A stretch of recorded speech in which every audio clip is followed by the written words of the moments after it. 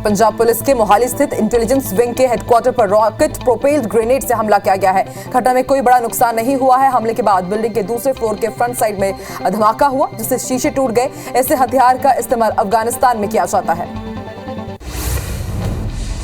मोहाली में रॉकेट हमले के बाद पंजाब पुलिस ने आसपास के इलाकों में सुरक्षा कड़ी कर दी है। मोहाली एसपी ने कहा कि हमले को नजरअंदाज नहीं किया जा सकता, हम इसकी जांच कर रहे हैं, जिससे साफ हो गया कि पंजाब पुलिस के खुफिया तंत्र पर हुए इस हमले में आतंकियों की भी साजिश हो सकती है।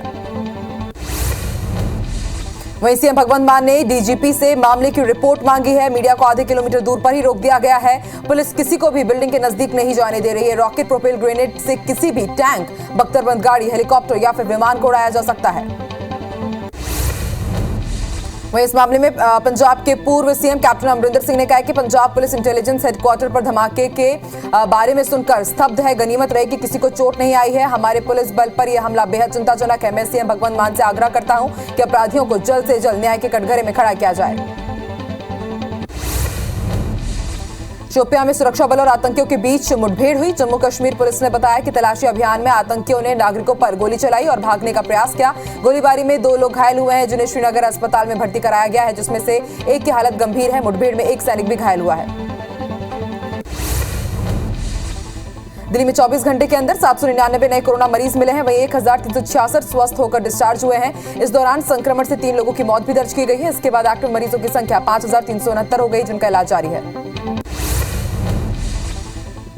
गुजरात के केवड़िया में हुए केंद्रीय स्वास्थ्य मंत्रालय के 14वें सम्मेलन में अलग अलग राज्यों से आए स्वास्थ्य मंत्रियों ने खंडन करते हुए डब्ल्यूएचओ के खिलाफ निंदा प्रस्ताव पारित किया। इसे लेकर चिकित्सा शिक्षा मंत्री विश्वास सारंग ने बताया कि डब्ल्यूएचओ ने षड्यंत्र पूर्वक भारत में कोरोना से हुई मौतों के आंकड़ों को पेश किया है।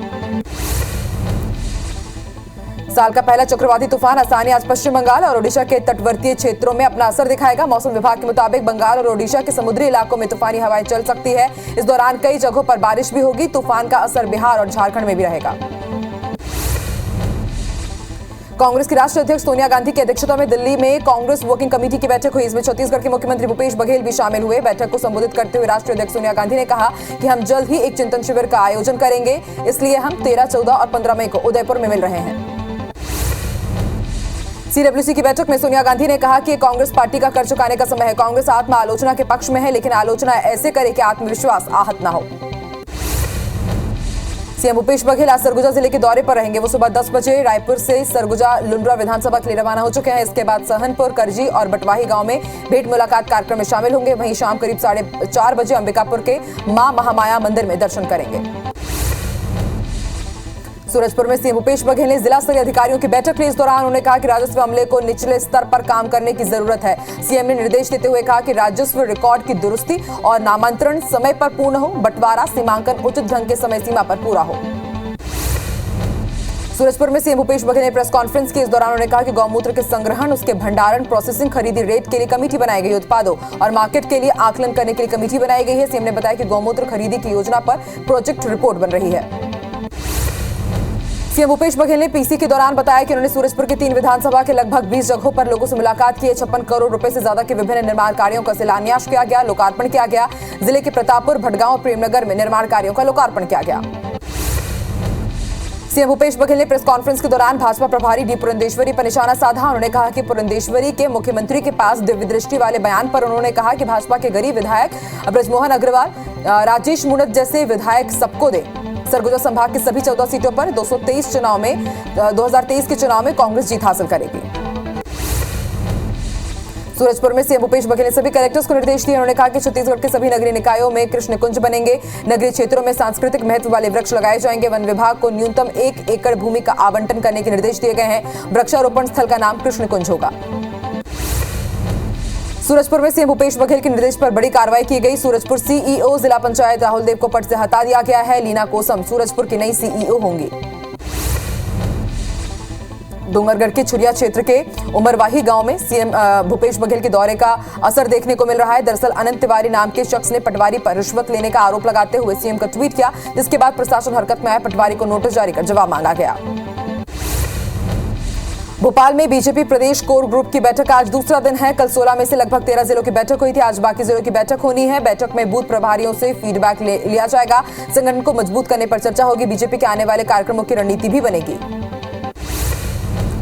विधानसभा का विशेष सत्र बुलाने की मांग पर गृहमंत्री नरोत्तम मिश्रा ने तंज कसा। उन्होंने कहा कि कांग्रेस बिजली संकट पर विशेष सत्र की मांग कर रही है, जिनके कार्यकाल में कभी कभी बिजली आती थी। नरोत्तम मिश्रा ने पूर्व सीएम दिग्विजय सिंह पर भी निशाना साधा और कहा कि बिजली संकट के कारण ही उनका नाम बंटाधार रखा गया और अब कांग्रेस बिजली पर राजनीति कर रही है। मध्य प्रदेश में आईएएस, आईपीएस और आईएफएस अफसरों के खिलाफ भ्रष्टाचार की जांच के लिए सीएम की अनुमति अनिवार्य किए जाने के आदेश के बाद सियासत गरमा गई है। मामले में नरोत्तम मिश्रा ने कहा कि गोविंद सिंह ने आदेश को बगैर पढ़े ही जल्दबाजी में बयान जारी कर दिया है।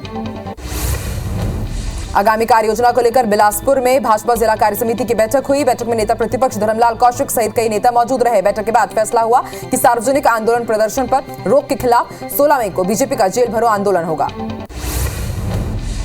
गरियाबंद में सांसद चुनीलाल साहू की अध्यक्षता में जिला विकास समन्वय समिति की बैठक हुई, जिसमें उन्होंने कहा कि केंद्र की योजनाओं का क्रियान्वयन समय सीमा में पूरा किया जाए। उज्ज्वला गैस योजना में उपभोक्ताओं को घर पहुंच सेवा उपलब्ध कराई जाए। उन्होंने कहा कि जनता के बेहतरी के लिए जमीन परियोजनाओं का क्रियान्वयन होना चाहिए। बालोद के प्रभारी सचिव अंकित आनंद ने जिले में विभिन्न कार्यों का निरीक्षण कर जायजा लिया। उन्होंने अमरीकला गांव के गोठान पहुंचकर वहां महिला स्व सहायता समूह के निर्माण किए जा रहे सैनिटरी पैड और गोबर खरीदी समेत वर्मी कंपोस्ट निर्माण, विक्रय और आमदनी की जानकारी ली। गरियाबंद में जिला खनिज संसाधन न्यास की बैठक में 9 करोड़ 47 लाख रुपए के प्रस्तावित कार्यों का अनुमोदन किया गया, जिसमें प्रमुख रूप से गोठानों, स्वामी आत्मानंद अंग्रेजी और हिंदी माध्यम विद्यालयों में कोचिंग, इसके साथ ही जिला अस्पताल और विशेष पिछड़ी जनजाति के कई कार्यों को शामिल किया गया। गरियाबंद में आईजी ओपी पाल ने जिला के राजपत्रित अधिकारी और थाना प्रभारियों की बैठक ली। इस दौरान उन्होंने महिला संबंधी चोरी और साइबर क्राइम, चिटफंड, गांजा, हीरा जैसे अपराधों में अंकुश लगाने के निर्देश दिए। बिलासपुर हाईकोर्ट में बलरामपुर में सिंदूर नदी पर बनाए जा रहे पुल की लोकेशन बदलने को लेकर सुनवाई हुई। इस दौरान राज्य शासन ने कहा कि पुल का काम लगभग 30% पूरा हो गया है, इसलिए उसको अब रोका नहीं जा सकता। लेकिन याचिकाकर्ता ने कहा कि शासन गलत जानकारी दे रहा है। कोर्ट ने रिव्यू पिटीशन दायर करने के निर्देश दिए हैं। बिलासपुर हाईकोर्ट ने अपने एक अहम फैसले में कहा है कि एक बार अविश्वास प्रस्ताव पारित होने के बाद स्थगन आदेश जारी नहीं किया जा सकता। कोर्ट के फैसले से मोहतराई की नवनियुक्त सरपंच को राहत मिली है। सरपंच ने अतिरिक्त संभागायुक्त के आदेश को चुनौती दी थी। मामला बिलासपुर के जनपद पंचायत बिल्हा का है। सीएम के निर्देश पर राजस्व प्रकरणों के निराकरण के लिए पहली बार गोरेला में ग्राम स्तरीय राजस्व न्यायालय लगाया गया है। अभियान के पहले दिन खोडरी, बचरवार और दानीकुंडी गांव में राजस्व न्यायालय लगाया गया। यहां राजस्व विभाग के अधिकारियों ने ग्रामीणों के लंबित नामांतरण और बंटवारा से संबंधित प्रकरणों का निराकरण किया। रायपुर में एयरपोर्ट पर हवाई यात्रियों की संख्या 6% तक घट गई है। पिछले हफ्ते 44,500 यात्रियों ने उड़ान भरी।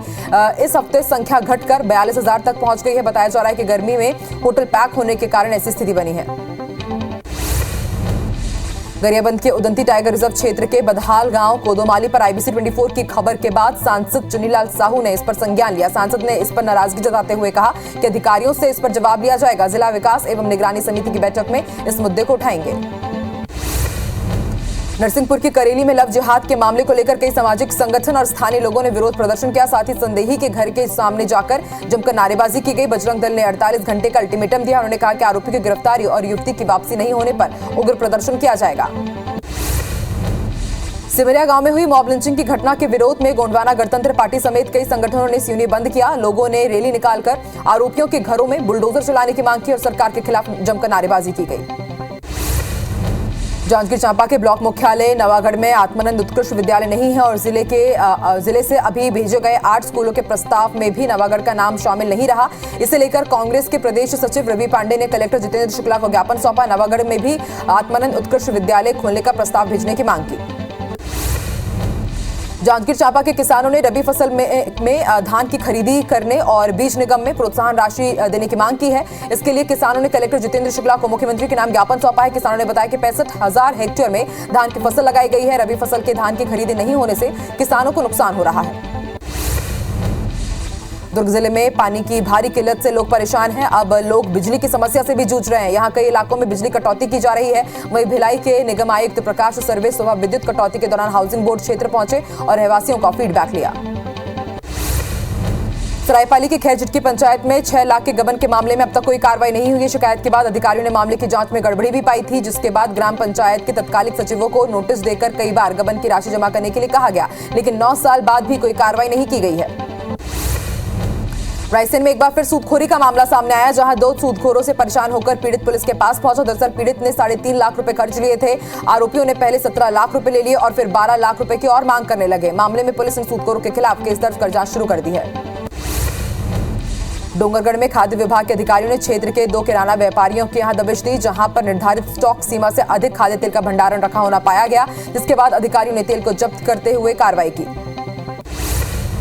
सागर लोकायुक्त ने 5,000 रुपए का रिश्वत लेते हुए रोजगार सहायक को गिरफ्तार किया है। आरोपी प्रधानमंत्री आवास स्वीकृत के एवज में रुपए की मांग कर रहा था, जिस पर ट्रैपिंग की कार्रवाई करते हुए बस स्टैंड के पीछे आरोपी को उनके निवास धर दबोचा गया। इंदौर लोकायुक्त ने खंडवा के मुख्य चिकित्सा और स्वास्थ्य अधिकारी को रिश्वत लेते हुए पकड़ा है। लोकायुक्त डीएसपी प्रवीण सिंह बघेल के मुताबिक स्टाफ नर्स से ट्रांसफर के बदले 35,000 रुपए मांगे गए थे। सीएमएचओ 5,000 रुपए पहले ही ले चुके थे और सोमवार को 10,000 रुपए लेते हुए पकड़े गए। दतिया के भरसुला गांव में शादी समारोह में शामिल होने आई बच्ची का शव नहर में मिला है। सूचना मिलते आईजीपी और एसपी मौके पर पहुंचे, जिन्होंने शव को कब्जे में लेकर जांच शुरू कर दी है। वहीं परिजनों ने दुष्कर्म के बाद हत्या का आरोप लगाया। फिलहाल पुलिस ने जांच के बाद ही कुछ कहने की बात कही है। खरगोन जिले के छोटी कसरावत गांव में घरेलू विवाद में एक शख्स की हत्या के मामले में कसरावत पुलिस ने 2 महिला समेत 5 आरोपियों को गिरफ्तार किया। घरेलू विवाद में आरोपी नाबू ने चाकू मारकर 32 वर्षीय इकबाल को मौत के घाट उतार दिया था। ग्वालियर के मुरार थाना इलाके में हिस्ट्री शीटर बदमाश ने अपने ही दोस्त पर चाकू मारकर हत्या करने का प्रयास किया है। आरोपी ने अपने पत्नी से दोस्ती के शक में साथी को पार्टी करने के बहाने बुलाकर घटना को अंजाम दिया। फिलहाल पुलिस आरोपी को गिरफ्तार कर चुकी है। बलरामपुर जिले के शंकरगढ़ पुलिस की टीम ने 12वीं कक्षा की छात्रा के साथ दुष्कर्म के आरोपी को गिरफ्तार कर लिया है और उसके खिलाफ कार्रवाई शुरू कर दी गई है। आरोपी पीड़िता को पिछले 6 साल से शादी का झांसा देकर उसके साथ दुष्कर्म कर रहा था और किसी को बताने पर जान से मारने की धमकी दे रहा था। मरवाही में स्कूल के एक नाबालिग छात्रा के साथ छेड़छाड़ और रेप की कोशिश करने वाले शिक्षक पर एफआईआर दर्ज होने के बाद उसे निलंबित कर दिया गया है। शिक्षक पर आरोप था कि उसने अपनी ही स्कूल की 8वीं में पढ़ने वाली एक छात्रा को लालच देकर अपनी बाइक में लिफ्ट दिया और फिर छेड़छाड़ करने लगा। ग्वालियर में 2.25 करोड़ की धोखाधड़ी कर फरार हुए बदमाश को पुलिस ने उत्तर प्रदेश के जौनपुर से गिरफ्तार कर लिया है। 7,000 रुपए के इनामी आरोपी को पकड़ने के लिए कड़ी मशक्कत करनी पड़ी। मामले में एक आरोपी की पहले ही गिरफ्तारी हो चुकी है। बदमाशों ने मुरार थाना क्षेत्र के व्यापारी विनोद सोनी से धोखाधड़ी की थी। जांजगीर चांपा की अकलतरा पुलिस ने किसान से टावर लगाने के नाम पर 16 लाख की ठगी करने वाले आरोपी को पश्चिम बंगाल से गिरफ्तार किया है। मामले में एक आरोपी फरार चल रहा है, जिसकी तलाश पुलिस कर रही है। 1 साल पहले अज्ञात व्यक्ति ने फोन पर मोबाइल टावर लगाने के नाम पर 16 लाख रुपए की ठगी की थी। ग्वालियर में दिन दहाड़े लूट का मामला सामने आया है। बदमाशों ने दंपति से गहनों से भरा बैग लूटा और फरार हो गए। घटना का सीसीटीवी फुटेज भी सामने आया है। वहीं फुटेज के आधार पर पुलिस ने तुरंत कार्रवाई करते हुए आरोपियों को गिरफ्तार कर लिया है। रायपुर में दिन दहाड़े हुई लूट का 12 घंटे के अंदर ही खुलासा हो गया है। पुलिस के मुताबिक फाफाडी एक्सप्रेस वे की सर्विस रोड पर हुई लूट की शिकायत की जांच करने पर पाया गया कि कैशियर आकाश यादव ने ही अपने नाबालिग भतीजे के साथ मिलकर लूट की झूठी कहानी बनाई थी। आकाश ने खुद ही अपने हाथ पर चाकू से वार किया था। कवर्धा में पुलिस ने 2 नाबालिग समेत 3 युवक को लूट के आरोप में अरेस्ट किया है। पुलिस के मुताबिक कि सुनसान इलाके में राहगीरों को लूट कर उनको ठगता था। कुछ दिन पहले पीजी कॉलेज के पास डोनेन्द्र को रोककर लूटपाट की वारदात को अंजाम दिया गया था। आरोपियों से चाकू, मोबाइल, कैश जब्त किया गया। सारंगढ़ के सरिया पुलिस ने पिस्टल दिखाकर लूट करने वाले गिरोह के एक सदस्य को गिरफ्तार कर लिया है। आरोपी मोहम्मद रमजान ओडिशा का रहने वाला बताया जा रहा है। बता दें कि लूट गिरोह लंबे समय से सरिया समेत प्रदेश के कई इलाकों में लोगों को पिस्तौल दिखाकर लूटपाट कर रहा था। सारंगढ़ के सरिया क्षेत्र के देवगांव में 3 जगहों पर हुई चोरी के मामले में 3 आरोपी सहित एक खरीदार को गिरफ्तार किया गया है। आरोपी के पास से चोरी के कूलर, फ्रिज बरामद किए गए हैं। पुलिस ने सभी आरोपियों को सीसीटीवी फुटेज के आधार पर पकड़ा, जिसके आधार पर ही गिरफ्तारी की गई।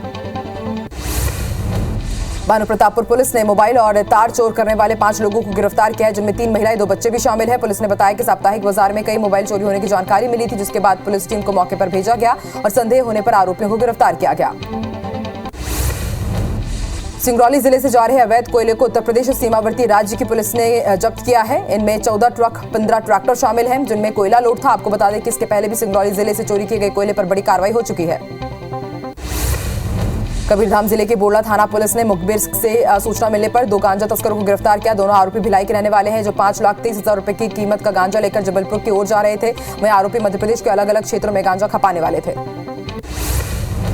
जगदलपुर के एनएमडीसी चौक में कोतवाली पुलिस ने गांजा तस्करी करते हुए एक युवक को गिरफ्तार किया। वहीं एक आरोपी मौके से फरार हो गया। आरोपी युवक बाइक से गांजा की तस्करी कर रहे थे। पुलिस ने आरोपियों के कब्जे से 60 किलो गांजा जब्त किया है, जिसकी कीमत करीब 3 लाख रुपए बताई जा रही है। सरायपाली पुलिस ने घेराबंदी कर 3 शराब तस्करों को दबोचा है, जिनके पास से 2,40,000 रुपए के 120 लीटर अवैध देशी शराब और शराब बनाने का सामान बरामद किया गया है। छिर्रा बहारा के जंगल में आरोपी ग्राहक तलाश कर रहे थे, जिन्हें मुखबिर की सूचना पर गिरफ्तार किया गया। खरगोन में अवैध शराब को लेकर आबकारी विभाग ने छापेमार कार्रवाई की। एक साथ 5 थानों में दबिश देते हुए पिपरी गांव में तालाब के पास 120 लीटर अवैध शराब जब्त की गई। इसके साथ ही 3,000 किलो महुआ लहान को भी नष्ट किया गया। मौके से 2 आरोपियों को गिरफ्तार किया गया।